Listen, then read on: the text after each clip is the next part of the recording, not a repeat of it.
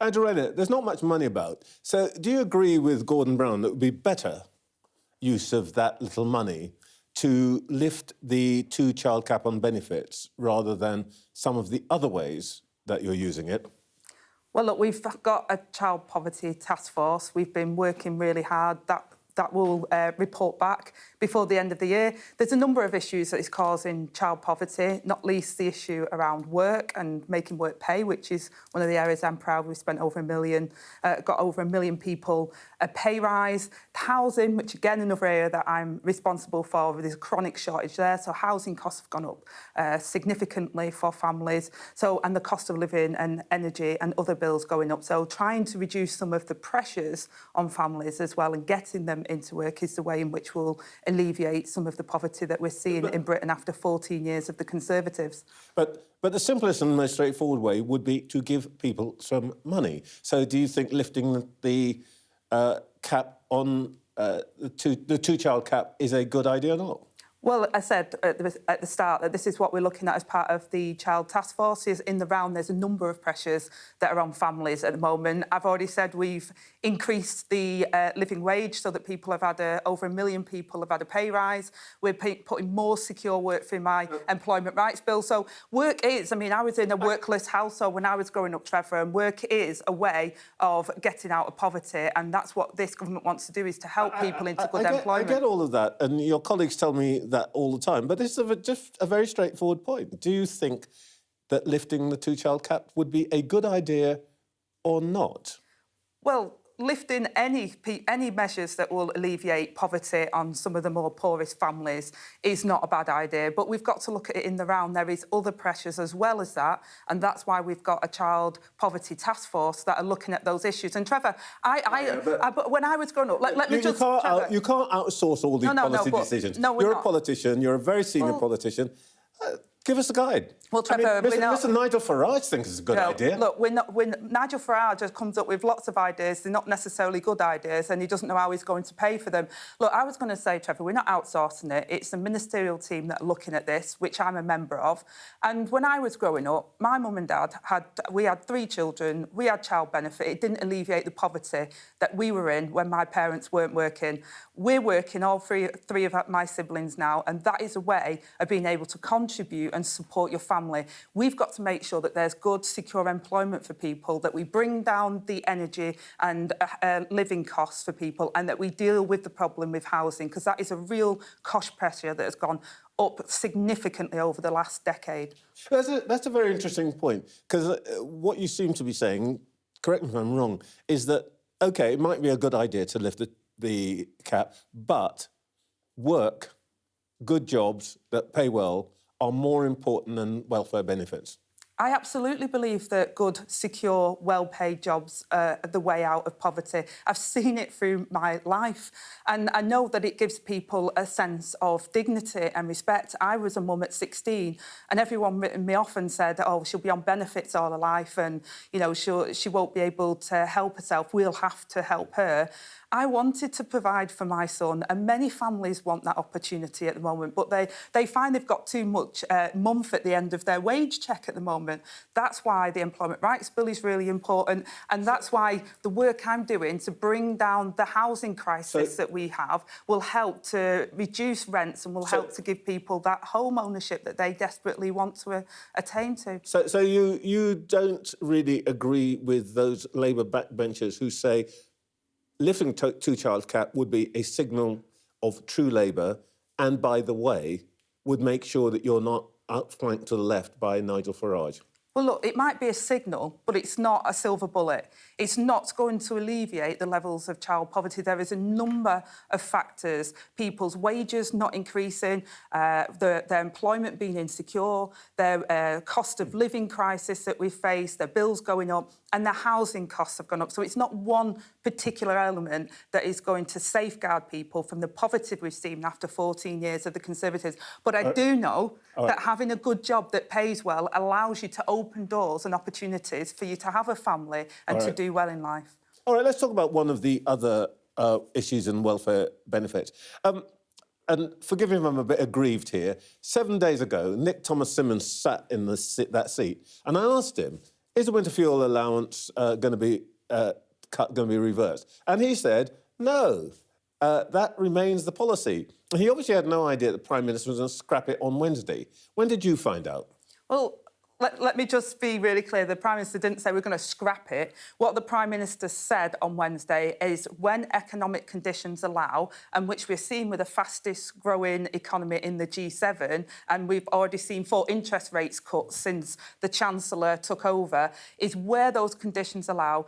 Keir Starmer says we want to do something around the eligibility for winter fuel allowance, and that's what he said, and it will be at the future fiscal event where we'll be able to outline that. You're notoriously a plain speaker. Speak plainly to me. When will economic conditions allow, do you reckon?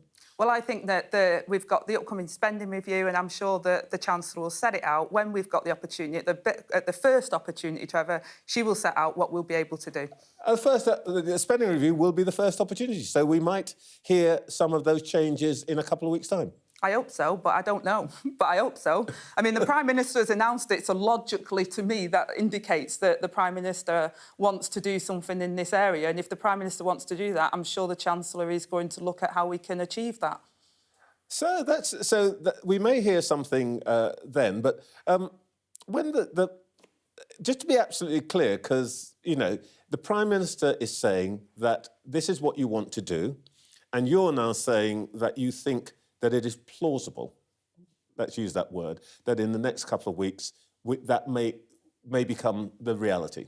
Well, that's a logical step, isn't it, Trevor? Otherwise, what's the point in announcing you want to do something on it? And he said at an upcoming, fiscal event. So I'm just deducing from that the possibility is that that's where it's going. Sorry to keep bringing him up, but he's treading on, bringing his tanks onto your lawn. But Mr. Farage says, give it back to everybody. Now, would that be your plan?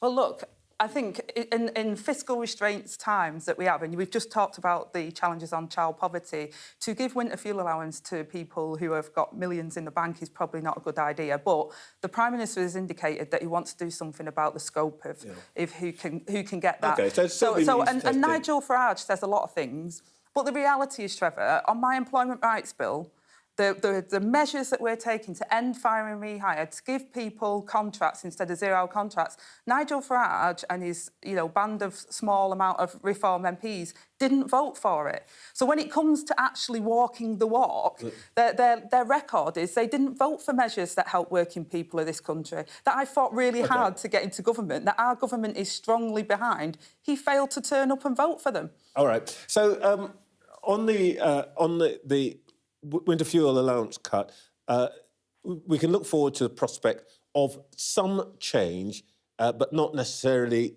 giving money back to everybody. Well, we're seeing some signs of recovery in the economy. As I said, we're the fastest growing economy in the G7. We've seen interest rates cuts, and the Chancellor wants to look at this issue. Okay. But there is an issue around fairness as well, Trevor. We've protected the triple lock, so pensioners are better off. And there's an issue, and I'm sure most people will say, people that have got millions of pounds in the bank maybe don't need the winter fuel allowance as much as others do. But whether we've got the right balance now is something that is the question. Well, let's come on to that. It was reported this week that your department proposed 8 tax rises and 2 benefit changes to the Treasury back in March. Is that true? Did you approve those proposals? Well, I'm not going to discuss conversations or leaks, Trevor, because that's not how we do government. But what I will say is that it's not rocket science that the Deputy Prime Minister speaks to the Chancellor and talks about fiscal events in the round, or that I will pitch for my department. I mean, I could sit here and say, no, it doesn't happen, but do you know what? Most of your viewers will know that it is quite common. It's not OK for leaks to happen, because I think that undermines all of us as a team, and I don't think that's the right thing, and I think it's unfair. But actually, as a team, we do have conversations. It's not a shocker, and I do talk about my department and fiscal events with the Chancellor. To be fair to me and my colleagues in the press, it has not always been the case that Deputy Prime Ministers and Prime Ministers and Chancellors talk to each other. OK. Well, I can confirm exclusively today that we do. OK, but is there going to be a leak inquiry, by the way? I think there's one underway, and quite rightly so, because leaks are very damaging. It's really damaging because we have lots of sensitive conversations in the round, all of us, and then we make a collective decision. You know, we've had to tackle some really serious challenges that we took from the Tories, which our prison system was creaking. So Shabana, as our Justice Minister, had to make a decision. Now, we collectively made that decision and we stick by it. We have conversations outside of that, but it is not OK for individuals or people around those individuals to leak. I don't approve of it at all. In those conversations, do you express the view that the government will need to raise taxes, whether on businesses or individuals this year? Well, Trevor, I've just told you I have those conversations in private. I'm not going to have those conversations with yourself. I will have those conversations... It's just you and me, it's bank holiday. Nobody's watching. Nice try. But no, look, I have conversations with other government ministers. We all do, because we take the responsibility of governing really seriously. I'm asking you as a matter of principle, do you think that taxes probably need to go up? As a matter of principle, I will continue to have those conversations with our government on how we can bring down the cost of living for working people, support children out of poverty, build the houses we said we're going to do, and protect our borders and security. I'm not asking you about specific tax rises. I'm just saying, you said clearly to your colleagues some suggestions. But as a matter of principle, do you think that we're in a place now, for the reasons that you've already talked about, the economic situation, that we might need to take more money from, for example, the not-so-rich, the middle classes?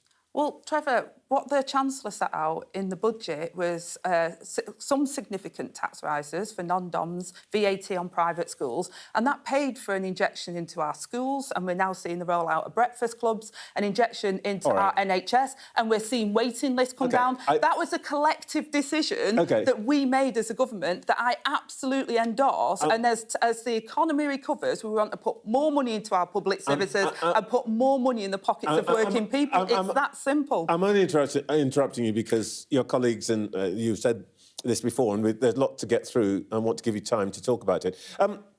One tax rise that you are in charge of is council taxes. A lot of councils, or there's a substantial number of councils that look like they're about to run out of money. This year, of 317 councils, 309 put council tax up as much as they're legally permitted to, and you gave permission to another 6 to go beyond that with rises up to 10%. That's a tax on working people, isn't it? Well, look, we made sure that we continued the cap on how much council tax could go up, but there is a balance. There's a rise in tax on working people. There is a balance to be had, and we made sure we protected by ensuring that that cap was still there. But it's no secret, Trevor, that councils over the last 14 years have been completely hammered by the Tories. They've had their budgets significantly reduced. So, first of all, I put £69 billion into local government to support them. That's the biggest real terms increase. And we're also looking at multi-year settlements, because at the moment it's every year, so they're hand to mouth, to support councils to get on a more secure financial footing. And they've welcomed that. It is still difficult circumstances for them, however, because they've had 14 years of austerity and decline, and yet they deliver some of our most day-to-day services that people interact with, and we need to make sure we support them. The problem is that you are essentially pushing out some of the pain to others. In the spring, the Chancellor toughened up the assessments of personal independence payments. There's arguments about that. Is it now your intention to go further and faster, I think the phrase is these days, by cutting schools' duty to provide for education, health and care plans for children, the EHCPs? No. What we've said, and I think anyone who's watched Parliament over the last couple of months, because at Prime Minister's Questions will see countless MPs from all different political parties will raise the issue of special educational needs and disabilities. The system is broken, it's not working for those children, and we're looking at how we can support those children best, which many of it is through mainstream. A lot of children are outside of mainstream setting now. What we want to do is provide a package of support that is an early support, because many are having to fight. It's like the golden ticket to get an EHCP plan now, because without it, children are left without the support. Now, what we want to do is put put more support in early to help those children have the best start in life. Well, look, there's a welcome note of clarity. From what I am hearing is that pretty much whatever happens, the EHCPs will not be scrapped. Well, what we're saying, Trevor, is the system at the moment isn't giving the support to children when they need it most. Many are waiting years and years, having to fight through a tribunal system just to get an EHCP. What we need to do is have an early system of support, and then we can recognise how we're not going to scrap support to children, Trevor. What we're looking at is the best way to provide that support. All right, look, we could try and get more clarity on that, but I do want to ask you, in the time we've got left, about housing. Last time you and I talked, you said that you're not going to let anything get in the way of building your 1.5 million new homes. Well, look, the only part of this country where building registrations has gone down is a place where the need's most acute, and that's London. And the experts say that that's because the new building safety regulator, which was brought in to approve building plans above 80 metres and so on. After the Grenfell tragedy. Exactly. That it is basically not getting the approvals through. Last year they approved just 14%. 800 waiting. You're not going to hit your targets unless you do something about that, are you? No, and that's why I'm doing something about it, Trevor. What are you doing? I spoke to the building safety regulator. We've reviewed what they're up to at the moment. They will bring clarity to what they expect as these developments come through. Part of the challenge is some of it is little small things where, you know, fire doors haven't been identified and therefore it holds it up. So the building safety regulator has pushed back a little bit and said, we need clarity from the applications. They need the more people, applications that come forward. I've increased the money and the capacity of the building safety regulator. The capacity will not be the issue for them, but there has. I mean, it's only been in you know, it's had 12 months in operation, and we've reviewed where it's up to, and we are unblocking some of those challenges. Right. But my challenge back as well is that some of the applications that have come through have had very minor but really substantial errors in them, like identifying a fire door, and therefore these are really important parts of that process as well, because we had the Grenfell tragedy. So the building safety regulator came out of the recommendations for that, and I will not compromise on safety of people's So you're going to lean homes. on them. Just very briefly, if I can ask you, lastly on the housing thing, you're threatening builders with... That's a bit harsh. I'm not threatening them. I'm working with them. I'm challenging them. Some people hope that you are threatening them. But if they sit on land too long, then you're going to do something. There'll be penalties. There'll be penalties. Is that wise? Because if the developers can't control their own land, they may decide not to invest in it in the first place. So you actually end up with fewer developments. No, Trevor, it's a carrot and a stick. So the big carrot I've given them is I've overhauled planning regulations, I've supported on the national planning policy framework, I've got the planning infrastructure bill, streamlining the process. I'm saying now, don't land bank, don't sit on the land. I want you to, with councils, when you're putting a planning application in, you've got to say when you'll be building the homes each year, what units. Then I want you to tell a council when you've done it, when you started doing it, and then I want yearly updates. And if you don't meet your targets, then there'll be penalties. All right. It's that simple. All right. Last thing. We talked about leaks earlier on in this conversation. There are cynics who say that you may have leaked that memo yourself as a kind of mini manifesto for the kind of leadership you'd offer if the Labour Party's need arose. Would you like to knock that one on the head? Yeah, absolutely not. And I don't want to be leader of the Labour Party. I'm very happy and honoured to do the job. What kind of politician are you? You don't want to be leader of your party? No, I'm very happy and honoured and to be Deputy Prime Minister of this country. And I've got a lot in my in tray to prove that I can do the job that I'm doing and deliver on the milestones for the people of this country. That's what I'm interested in, Trevor. You know this is being recorded, don't you? Because actually, that means one day, if you do, somebody's going to play it back to you. Absolutely. I'll be happy for you to play it back to me. I have no desire to go for the leadership of the Labour Party. My desire is to deliver for the people of this country who have given me opportunities beyond what I could have dreamed of. Say the word never. Never. Andrew Rayner, thank you for your time this morning. Thank you.